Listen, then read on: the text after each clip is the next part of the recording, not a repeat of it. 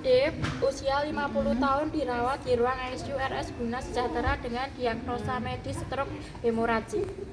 Tuan D dalam kondisi tidak sadar penuh dengan nilai GCS 10. Tuan D mengalami paralisis pada ekstremitas kiri dan wajah. Tuan D terlihat pucat, kurus, dan lesu. Perawat merencanakan untuk memasang NGT. Oke, kenapa pasien ini perlu dilakukan pemasangan NGT? Karena mengalami stroke.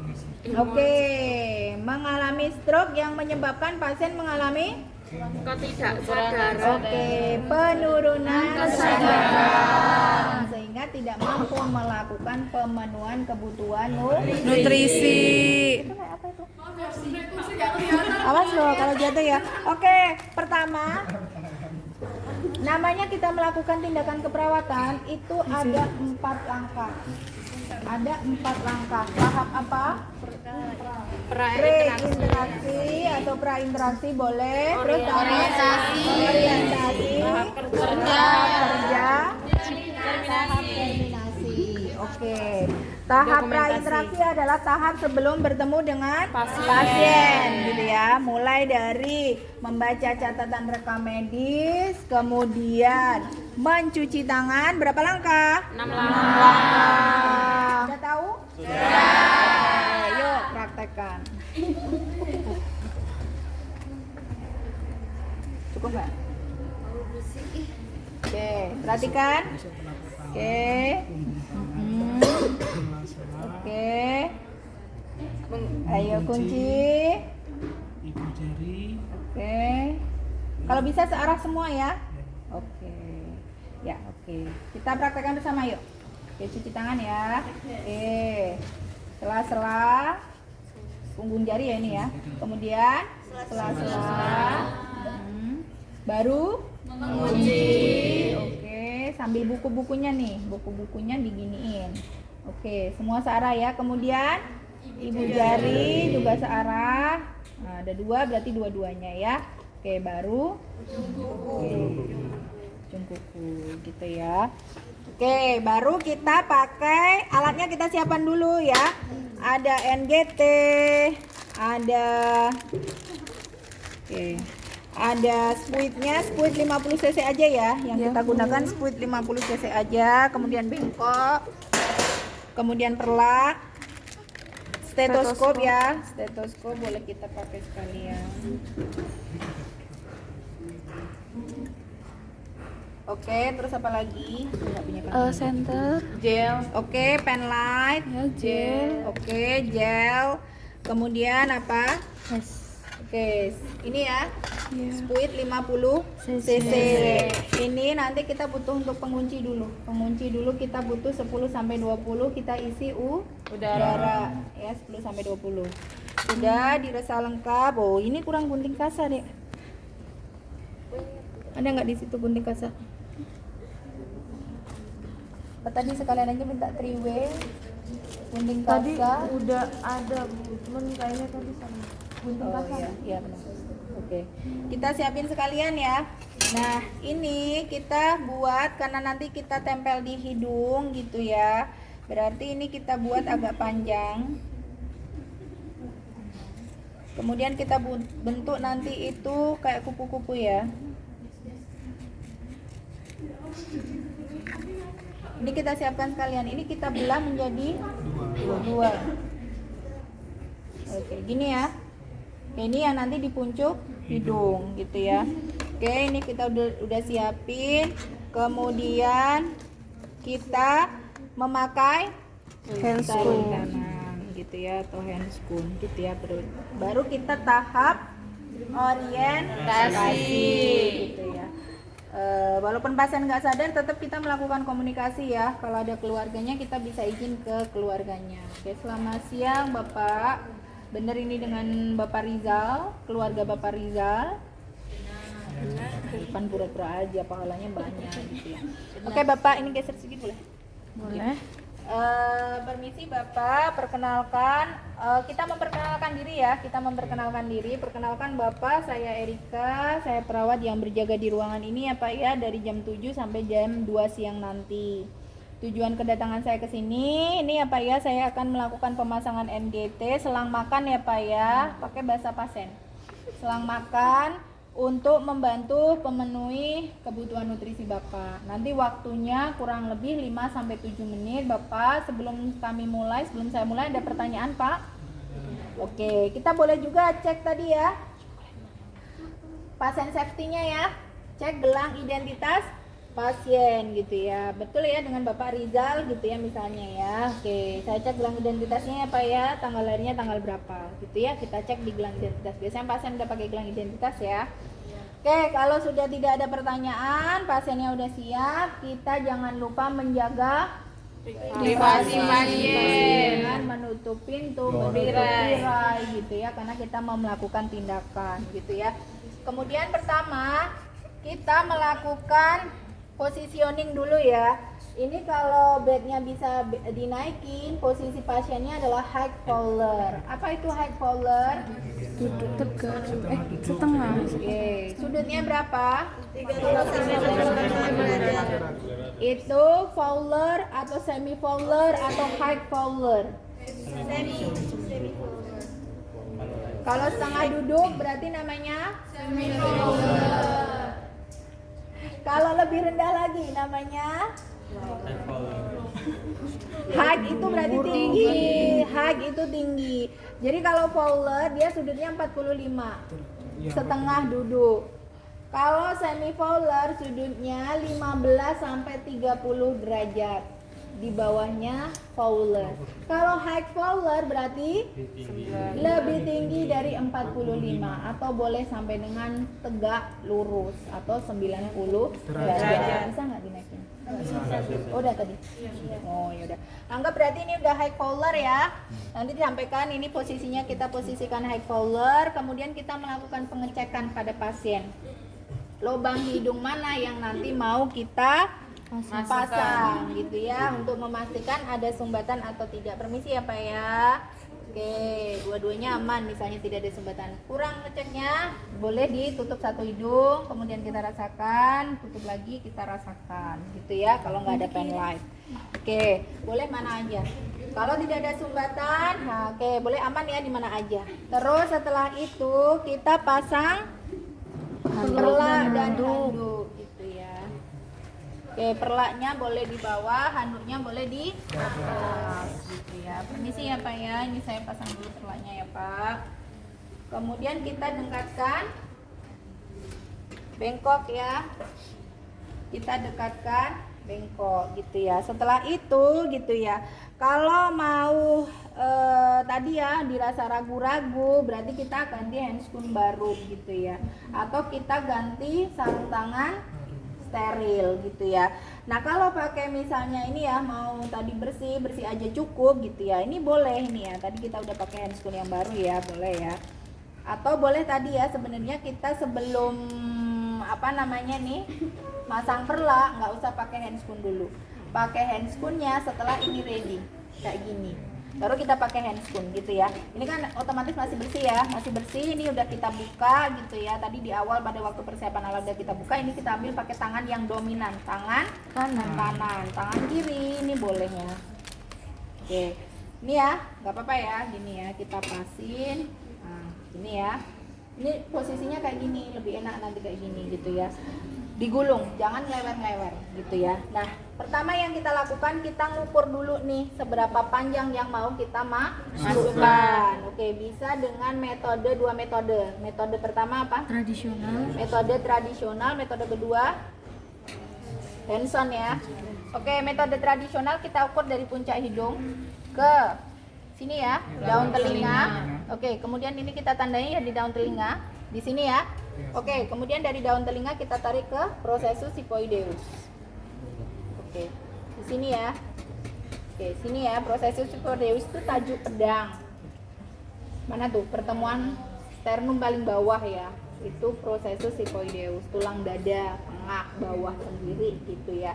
Nah, kita dapat angka berapa? Oh, ini kita dapat angka 45. Gitu ya. Berarti inilah nanti yang akan kita masukkan ke dalam gitu ya. Atau tadi ya, kalau yang metode Hanson kita tandai tadi angka berapa? 50 ya dia? 50 ya? Oke, ini 55 ya. Ini 55, berarti 50 di sini ya. Kita tadi udah mengukur dengan metode tradisional. Jadi dapatnya 45. Kalau pakai metode Hanson, kita ambil tadi pertama 50, kita ngukur dapat 45, kita ambil tengah-tengahnya. Berarti di sini nanti sampai di sini yang kita masukkan. Gitu ya. 45 sampai 48 gitu ya, tergantung hasil pengukurannya. Kemudian setelah itu kita buka gel ya. Oke, kalau kita sendiri ini harus bisa sendiri juga gitu ya, nggak perlu asisten gitu ya. Oke, kita olesi 10 sampai 20 apa ya, biar nggak terlalu. Kenapa perlu gel? Pelumas. sebagai pelancar. Oke, supaya tidak apa namanya ya? Grandet. Tidak seret. Seret grandet Tidak apa namanya ya? Tidak sakit ya ketika dimasukkan gitu ya. Ada pelicinnya, ada pelumasnya gitu ya.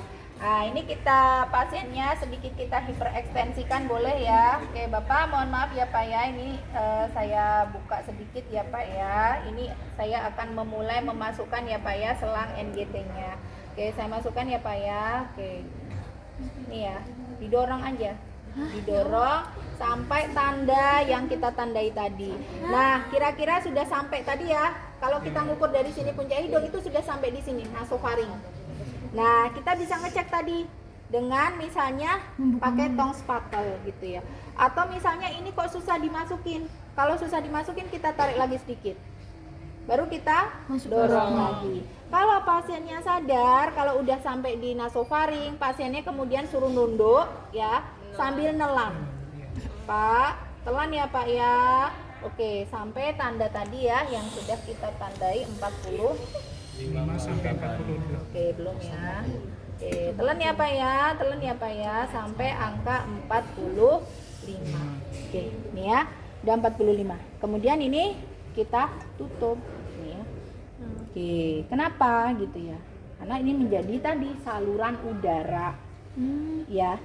Kalau kita orang normal di sini ada klepnya gitu ya. Kalau kita makan dia baru terbuka. Tapi kalau kita nggak makan dia tertutup. Maka jarang terjadi kembung gitu ya, normalnya gitu ya. Nah, ini kan jadi terbuka ya karena dipasang ini gitu ya, karena kan di situ dilewati terus gitu ya. Kalau makanan masuk kan baru terbuka gitu ya, ini ada ini terus gitu ya, jadi terbuka. Nah, ini udah ya. Berikutnya kita melakukan pengecekan gitu ya. Pengecekannya juga ada 2 cara gitu ya. Ada berapa cara? 3 cara ya. Oke, bisa dengan cara pertama kita memasukkan udara. Jangan banyak-banyak, embung nih, 50 mbok isi kabeh. Wah. Ini ya. Oke, ini sudah ya, kita dengarkan gitu ya. Kita dengarkan. Oke, ini pakai yang diafragma ya. Nah, kalau kita pakai diafragma ini tertutup. Kalau kita terbuka, jadi kita mau pakai yang bawah. Gitu ya, karena kita mau pakai yang diafragma. Ini kan diafragma, yang ini bel gitu ya. Ini berarti kalau kita pakai bawah ini tertutup. Ya, ya. Ini terbuka. Ya kan? Ini terbuka. Nah, cek dulu gitu. Nah, tes ya. Nah, ini kita paskan di tadi prosesus sifoideus gitu ya. Kemudian ini kita tekan kencang. Kalau udah terdengar bunyi bluk, berarti benar udah masuk di lambung. Kurang bukti gitu ya, belum percaya kalau itu sudah masuk di lambung. Cara berikutnya bisa misalnya pakai gelas, misalnya gelas ini ibarat gelas, nggak disiapin soalnya gelas ya. Atau cara berikutnya dulu ya, ini kita aspirasi, ditarik. Kalau ada cairan yang keluar berarti kurang lebih udah benar di lambung, kita masukin lagi nggak apa-apa gitu ya. Oke, tapi kalau misalnya kurang yakin lagi, kita bisa pakai gelas yang diisi air gitu ya. Kemudian taruh di tempat aman. Ini sama ya, ketika kita buka selalu dilipat ya supaya nggak masukin udara. Kita masukkan di gelas yang tadi isinya air. Kalau ada gelembung udara, berarti salah masuk. Dia masuknya di paru-paru. Harusnya tidak ada gelembung udara. Gitu ya. Oke, Kalau sudah benar ya, udah yakin benar, nah kita tinggal melakukan fiksasi gitu ya. Kita fiksasi tadi yang sudah kita pasang. Misalnya ini tadi kita udah selesai ya. Apa ini lepas, kemudian ini kita pasang ya. Karena biasanya kalau pakai handscoon dia susah gitu ya. Oke. Ini tadi yang di puncak ya, di puncak hidung ya. Oke. Kemudian kita ya, yang satu ke atas ya. Oke, yang satu ke atas sana. Nah, terus ini dibalik ya, ini ke sana. Nah gini tapi gitu ya, jadi di pita ya, kayak di pita ya. Oke, kalau udah selesai gitu ya, ini kita rapikan alat gitu ya. Ketika kita mau, ini udah selesai ya, udah selesai, nanti kita langsung terminasi nggak apa-apa. Misalnya ini pasiennya diinstruksiin diberikan makan ya. Always ya teman-teman, kalau kita ke pasien APD minimal. APD minimal itu apa? Handscoon dan masker wajib ya. Sekarang pokoknya RJP pun harus APD minimal. Ini udah terpasang, udah bener tadi masuk lambung. Kita memberikan makan melalui NGT gitu ya. Kita memberikan makan melalui NGT. Caranya gimana gitu ya? Caranya kita cek dulu, kita aspirasi dulu. Sambil dicek boleh ya? Oke. Kita aspirasi. Kalau ada isi cairannya, oke, boleh kita masukkan nerangi. Sebenarnya ini kan pasiennya kalau absorpsi itu kurang lebih 4 sampai berapa jam? Mulai 4 jam itu udah ada absorpsi harusnya ya. Kalau dia jadwalnya per 4 jam gitu ya. Pas pemberian pertama itu dengerin nggak tuh? Yang di belakang. Dengerin ya, jangan ngobrol sendiri ya. Karena tempatnya terbatas. Jadi pasiennya kan asupan makanannya hanya dari NGT. Ya kan? Asupan makanannya hanya dari NGT. Jadi ini biasanya terprogram 200 per 4 jam gitu ya. Atau 400 per 4 jam gitu ya. Nah, biasanya sediaannya gelas. Gelas itu berapa kemarin? Satu gelas tuh? 200 gitu ya. 200 per 4 jam gitu ya. Ketika tadi kita di awal misalnya jam 8 udah memasukkan 200 gitu ya. Kita jam 12 ya berarti ya. Kan per 4 jam. Jam 12 kita harus ngecek nih residunya. Sisanya ada nggak? Kalau dia penyerapannya bagus, harusnya dia berat. Kosong, nggak ada isinya. Tapi kalau dia ada residunya, ditarik terus ono terus sampai mentok misalnya 50 masih ada residunya. Kita masukin residunya, berarti yang kita masukkan tadi harusnya 200, harus kita kurangi dengan residu yang ada. Jadi berapa? Hanya dimasukkan 150 gitu. Cara memasukkannya macam-macam ya, sama ini harus kita lepasin dulu, ditekuk ya. Terus kita ngambil misalnya manalah ini ya, anggaplah ini ya, harusnya pakai gelas. Ini susu ya. Boleh. Ini kita tarik, berarti kalau 150 berarti 3 kali 150 gitu ya. 3 kali 50 gitu ya. Oke. Ini boleh kita dorong. Kita kalau mau bersih gini pakai tisu gitu ya, karena biasanya netes-netes ya. Kita pakai tisu gitu ya. Oke, baru kita alirkan. Perlahan aja, jangan serot gitu ya. Waduh, ini selangnya kecil guys, nggak besar gitu ya. Oke, perlahan gitu ya, sampai dengan tadi semua yang diinstruksiin masuk gitu ya. Cara berikutnya boleh gini. Ini dilepas. Taruh di tempat aman ya. Kemudian ini masukin. Terus ini jangan dibuka dulu ya. Kita masukkan tadi susunya di sini gitu ya. Sampai tadi batas yang ditentukan berapa. Kalau 200 aman lah ya, nggak usah pakai ukuran ini, langsung aja sampai penuh gitu ya, sampai ini habis gitu ya. Kelamaan ukurnya. Terus kita buka. Dia akan mengalir sendiri. Kenapa kira-kira? Karena ada udaranya. Ada udara, ada tekanan dari atas dan ada Kemiringan. apa? Iya, gaya gravitasi bumi. cairan akan mengalir dari atas ke bawah, benda jatuh dari atas ke bawah gitu ya, dia akan mengalir. Oke, kalau udah sampai di sini boleh ditutup lagi, dialirin lagi, dibuka lagi sampai semua habis gitu ya. Terakhir estetik ya, makanya pita juga perlu estetik gitu ya. Kebersihan juga perlu dijaga gitu ya. Oh, nah rumah sakit malah tambah penyakit gitu kan, kadang gitu ya, karena tadi kebersihannya tidak dijaga gitu ya. Kebersihan sebenarnya salah satunya bisa dari estetik gitu ya, dari keindahan, dari kecantikan, kerapian gitu ya. Nah ini kan susunya misalnya ada yang warna kuning, ada yang warna putih gitu, gila ya. Nah kita bilas pakai air putih 20 sampai 30 tuh udah masuk semua putih bersih gitu ya. Oke, dibilas ya pakai air putih. Berarti nanti pendokumentasiannya juga dituliskan 200 plus 30 air putih, 30 cc air putih gitu ya. Cc sama mili sama ya, ini kan mili sama ya dengan cc. Ini ketika masukkan ya jangan di ini ya, ada udaranya nanti, harus dikempesin dulu sampai bawah ya. Oke, baru dirapikan pasiennya.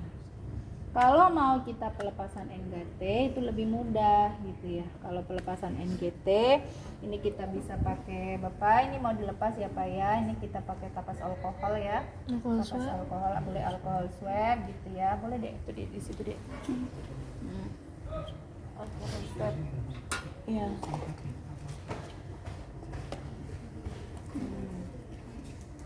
Ya, oke, kita pakai alkohol swab ya. Dekatin alat. Oke, ini boleh ya. Ini sebenarnya untuk tadi yang melembabkan sehingga lebih mudah untuk Dikletek. lepas gitu Nggak ya. sakit. Oke, nggak sakit. Pak ini saya bantu lepas ya Pak ya, gitu ya. Oke, ada komunikasi ya. Pak ini akan saya cabut. Sebenarnya boleh juga ya, sebelum dicabut ini kita cek dulu ada residunya nggak. Kalau ada residunya, terus dokumentasinya absorpsi urinnya udah bagus, ini dibuang nggak apa-apa. Atau biar di selangnya gitu ya. Atau kalau mau dibuang nggak apa-apa. Nanti takutnya nitrat gitu ya, kita buang. Oke. Kalau memang udah indikasi dilepas gitu ya. Oke, kalau sudah ini biar di sini aja, nggak usah dipindah-pindah gitu ya. Nanti airnya sampai mana-mana. Ini cairan tubuh loh gitu ya. Kalau pasiennya infeksius, kita nggak pakai apa-apa, kenapa baju, bajunya kena infeksi ya, dari pasien gitu ya.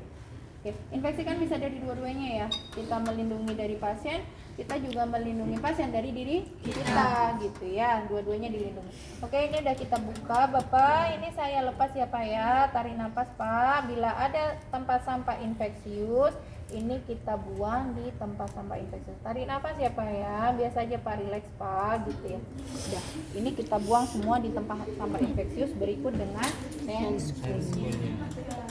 Itu ya. Paham?